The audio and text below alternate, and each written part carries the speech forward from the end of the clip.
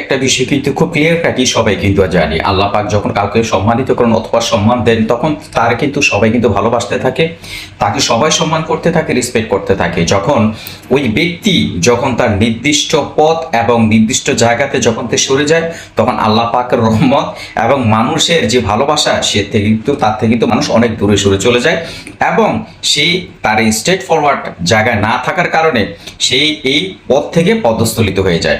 ঠিক সেম আজকে বর্তমানে বাংলাদেশে বিশেষ করে নতুন একটা পার্টি যারা আমরা অনেক দিক থেকেই এটা আমরা ওয়েলকাম করতেছিলাম যে বাংলাদেশের এই দুইটা দল ছাড়া, বাংলাদেশের এই দুইটা ছাড়া এবং অন্য কোনো দল একটা আসুক যে বাংলাদেশের ভবিষ্যৎ বিনির্মাণে তারা ভূমিকা অবলম্বন করুক।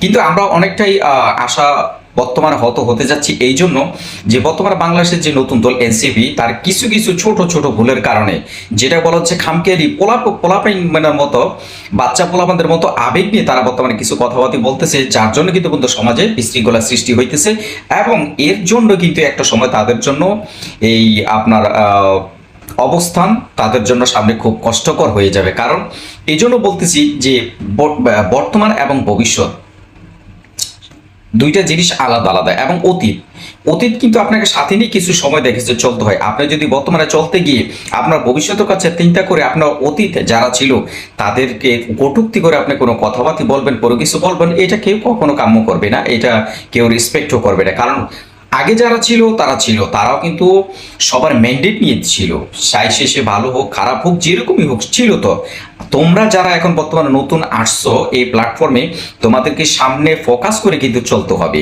কিন্তু তোমরা পিছনের যেই লিডার ছিল বাংলাদেশে আর নেতা ছিল তোমরা তাদেরকে নিয়ে এখন তোমরা এই ধরনের কটূক্তি কথা না বললেই তোমরা পারো।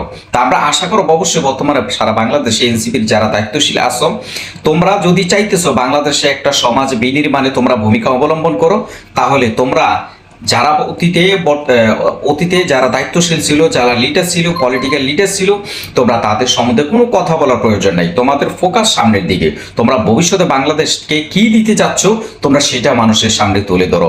অতীতকে টেনে এনে কাউকে ছোট করে মনে করো না এনসিপি বর্তমানে তোমরা বড় হয়ে যাবো অথবা তোমরা বড় হতে পারবা, তাহলে এটা হবে তোমাদের জন্য চরম ভুল সিদ্ধান্ত।